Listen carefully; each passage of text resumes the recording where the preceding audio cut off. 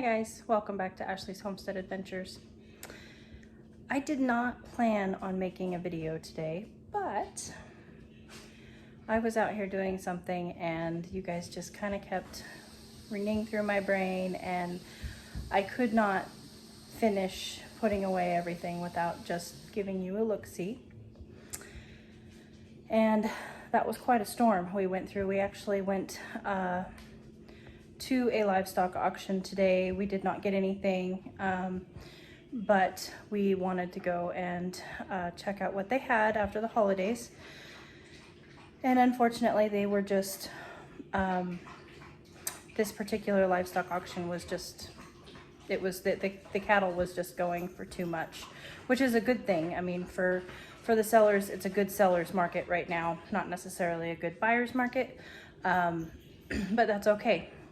We had a great experience in a storm, lots of lightning, lots of rain, and not sure if you guys are aware or who of you are in the South are aware, but we do have some pretty significant thunderstorms coming through today, and tonight. So it is evening, I'm in my pajamas, and I am playing with seeds. So I'm just gonna flip you around and show you what I have on the tables. Yeah, it's gotten to that point. One table doesn't quite suffice anymore. So crazy seed lady moment coming up right here.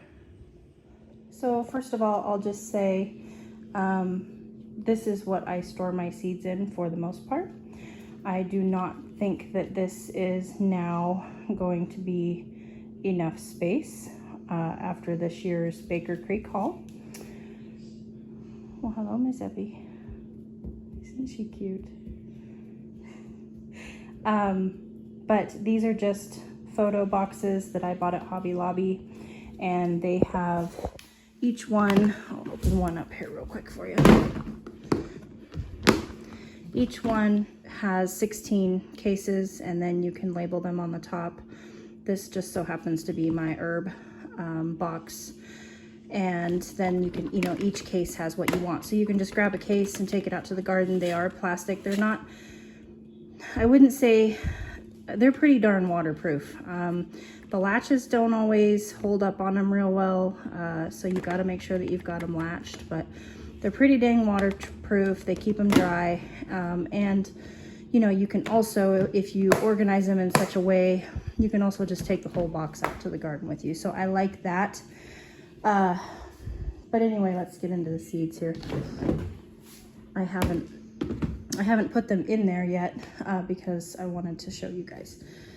If anybody would like a full reel of what varieties of something that I have, for instance, like squash or tomatoes or peppers, then feel free to drop it down in the comments and I'd be more than happy to go over each and everything that I have. But I don't want to do that at the moment if it's just going to bore people, because I do have a lot of seeds and I'm going to be showing you what I'm planting, pretty much when I'm planting it. So if you would like that, I'm more than happy to make a video about that. I just don't want to unnecessarily bore people. So I'll go over these nice and slow. And these are not all of my peas. Most of my beans and peas are in this bag. And this is all corn. These are my big things, and I've actually got new Tupperwares for those to store those in because the packets are just so big they don't really fit. You can only fit like 2 in those photo boxes. So anywho, that's a stack of peas. This big tall stack here is peppers, Mizuna, ground cherries, watermelon, straw flower, spinach, scabiosa, sage, parsley, oregano, catnip, German chamomile, cilantro, carrots, tomatillos, kamatsuna, celery, oric, mustard, anise, hyssop, cantaloupes, pumpkins, chives, and I think I've got another stack of chives somewhere. okra, thyme, and lemon balm. And then over here we have, let's see if I can do this in a manner.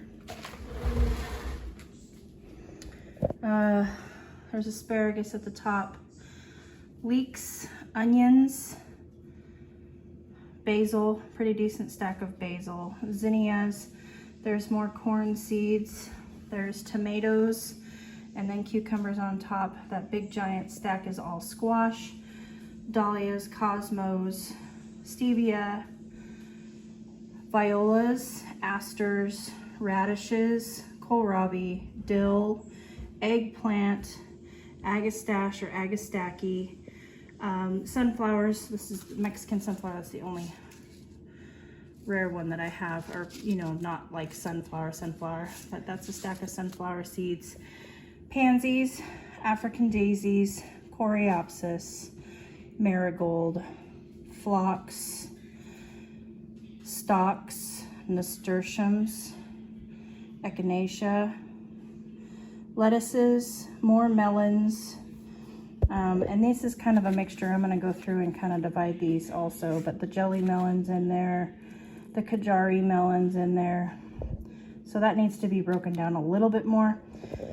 Feverfew, celosia, there are more beans here, amaranth, gomphrena, salvia, bachelor buttons, cabbage, rudbeckia, tweedia, calendula, sweet peas, and bee balm. So there you have it.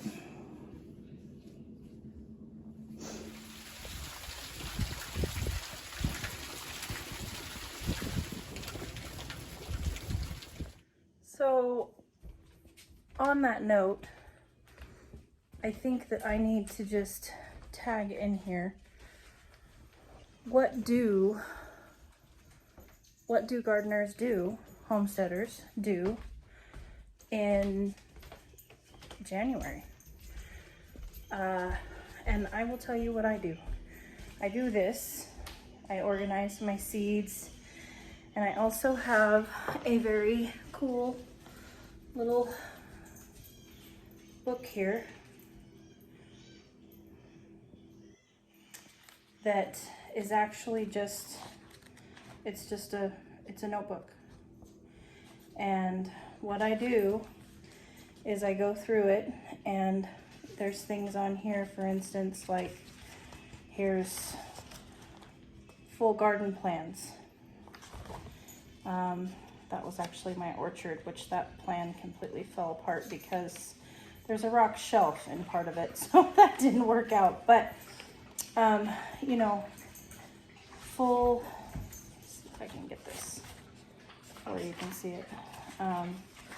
Here is my market garden, peppers and tomatoes.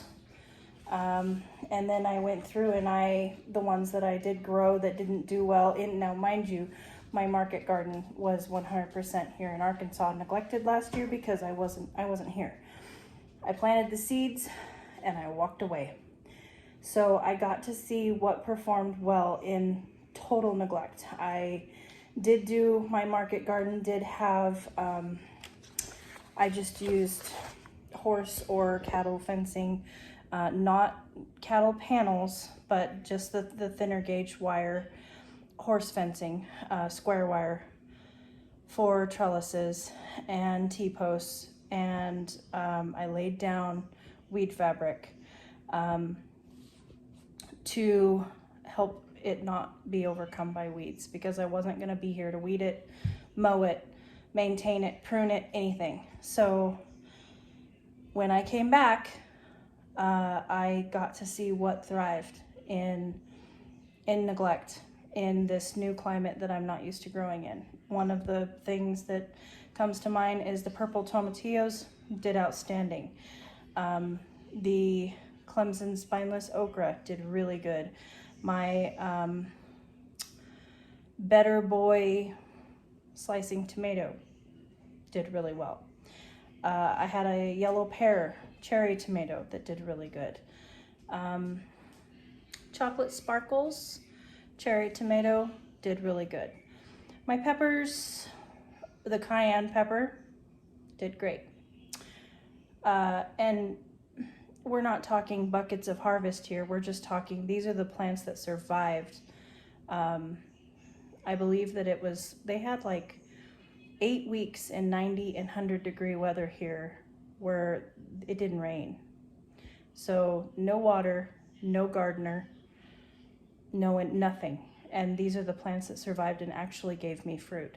I did have some watermelons and some squashes, but unfortunately they had vined so far from the garden that I could not decipher what plants, what varieties they actually were. But I have,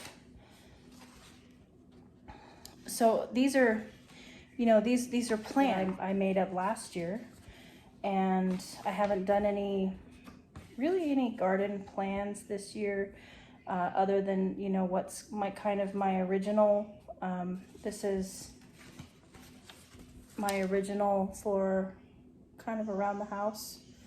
And it just, says that I want to have a lily garden around the gazebo.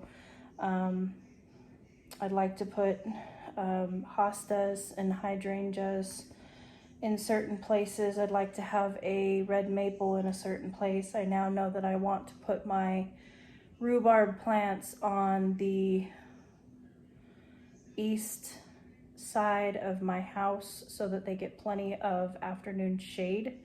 That would be the only chance that they really have of surviving here in Arkansas. So this is what I do in January. And I also make a list. I have got a list of, this for instance is everything that I plan on planting in June. I put the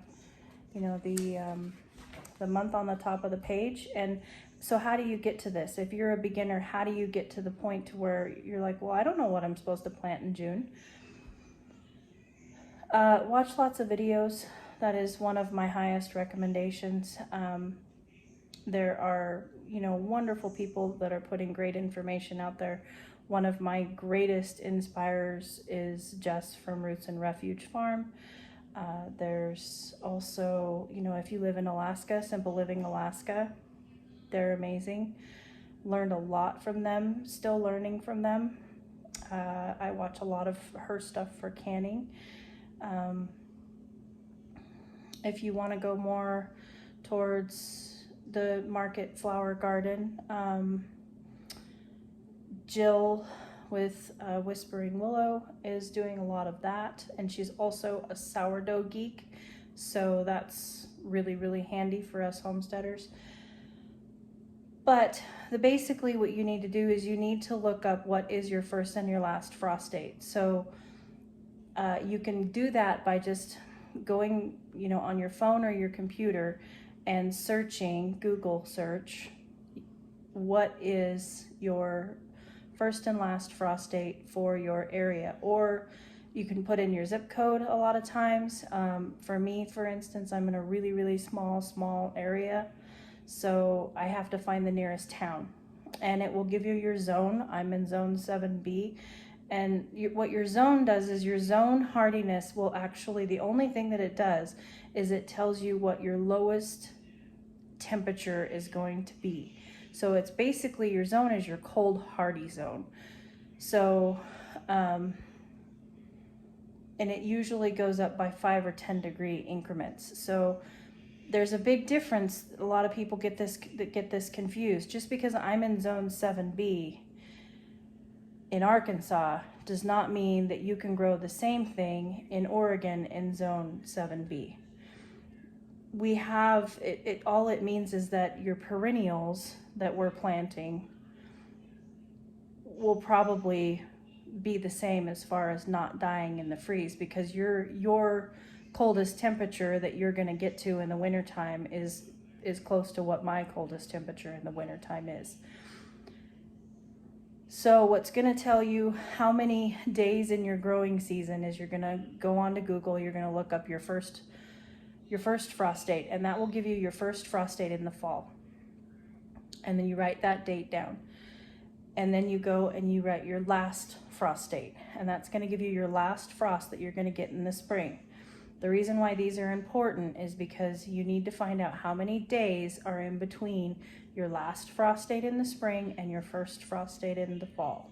That will tell you how many days are in your growing season. And that really is important in calculating what can you grow. You know, for instance, some celeries are, I got a celery right here, 200 and, oh, of course I've got it covered with tape. But some celeries are like, 200 days. It's a long time. Let's see, tomatillo.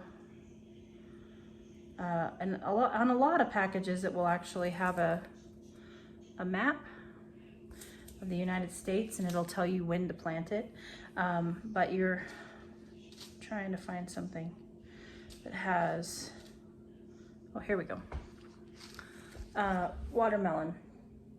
This actually has it right down on the bottom, and it says 95 days. So this is 95 days with a watermelon. It is from the time you put the seed in the ground to the time that you harvest a fruit off of this plant. So you know that you need 95 days to grow watermelon. Now you need 95 frost-free days. So, and then there's, I'll touch on a couple, a few little things. And that would be, so you have your summertime crops, and then you have your cold hardy crops. So things like your brassicas, your broccoli, your cauliflower, your kale, cabbage, those Brussels sprouts, those things can actually withstand a light freeze. So some people say that they can withstand, even down to like 25. So those, you can extend your season, just a little bit with them, either garden season or post. And it really depends, like where I'm at now. I really kind of want to grow my cold hardy crops in the fall because the pest pressure is so crazy in the spring coming into the summer. And that's just different for all of your areas. So basically what I do is, once I know how many days are in my growing season, then I can go through and I can say, okay, I'm going to start, let's just say I'm going to start radishes, kale, broccoli, cauliflower. I'm going to start all those in January. And the other thing that is really important to know is that tomatoes, peppers, eggplants, those generally, their how many days to harvest is generally not counting their seed to seedling state.